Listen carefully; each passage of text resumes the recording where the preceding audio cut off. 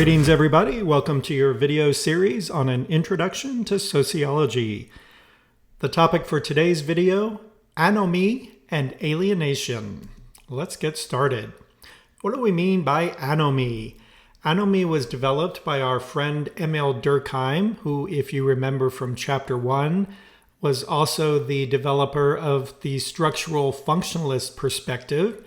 So he's very much a macro level guy looking at society as a whole. And he believed that anomie is a situation in which society no longer has the support of a collective conscience. We're going to talk specifically about collective conscience in a follow-up video, but basically a collective conscience is when society has an agreed upon understanding of what society should look like and how society should operate. Without that collective sense of conscience, Durkheim believed, we enter into a time of chaos and normlessness. He said that this often occurs during periods of rapid transition from one type of society to another, or from one collective conscience to another. There are some periods in our history that we can look back to that we can say we were definitely in a period of anomie. The Industrial Revolution, for example, when societies moved from more agricultural way of life to an industrial city focused way of life, created this sense of anomie where people weren't quite sure what was right, what was wrong, how people should behave. The 1960s also brought about another period of anomie when people began to challenge the status quo, ask questions about civil rights, rights for women, rights for LGBTQ people, etc. And there was this rapid transition that occurred in that period as well. We can move forward a little bit more recently, the technological revolution, the development of personal computers and the internet in the early 90s, mid 90s, created another sense of anomie. What does all of this mean for us as a culture and a society to have computers in everybody's home, to have access to the internet?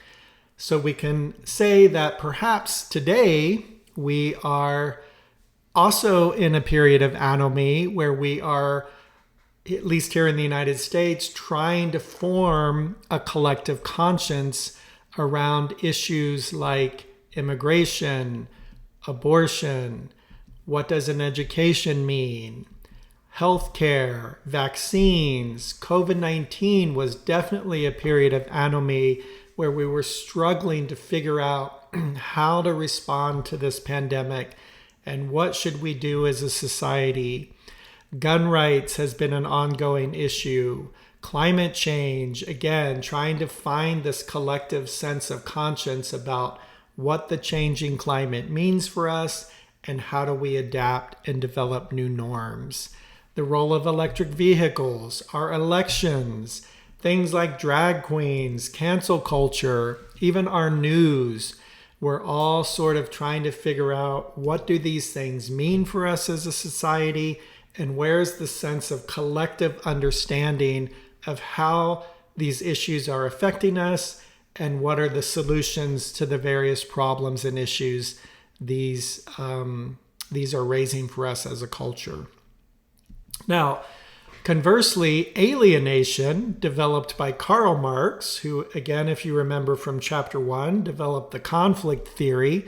He was looking more at an individual level, more of a micro-analysis. Of course, he was writing and studying during the Industrial Revolution as he saw the rise of manufacturing and factories. He was concerned about the individual and what this kind of work, this repetitive, sort of meaningless industrial work meant for the worker, the individual worker, who was earning very little money at that time. All the profits and money were going to the factory owners and the people who owned the means of production. So he defined alienation as the condition in which the individual is isolated, divorced from her society, does not feel connected to society, doesn't feel connected to the work that people were doing.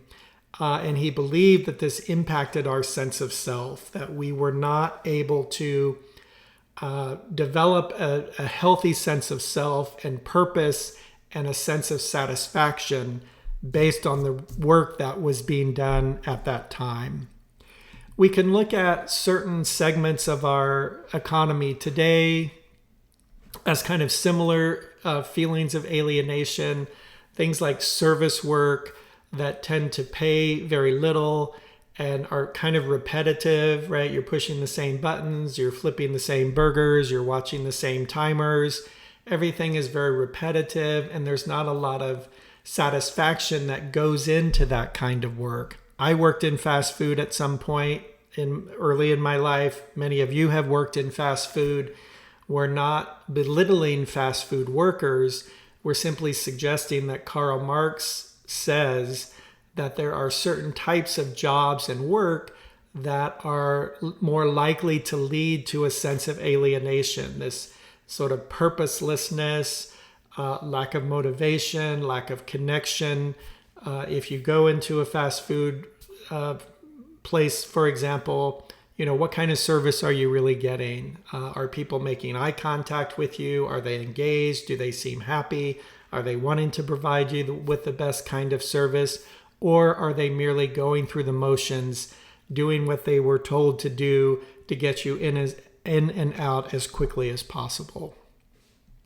Now, what is the big difference here then between anomie and alienation? Think of alienation as an individual feeling, much more on a micro level. I don't feel connected to my society. I don't feel a sense of purpose in the work that I'm doing in my society.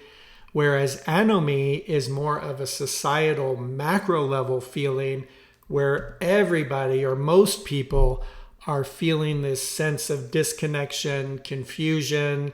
There isn't a sense of collectivity, an agreed upon set of norms and behaviors that everybody feels comfortable with.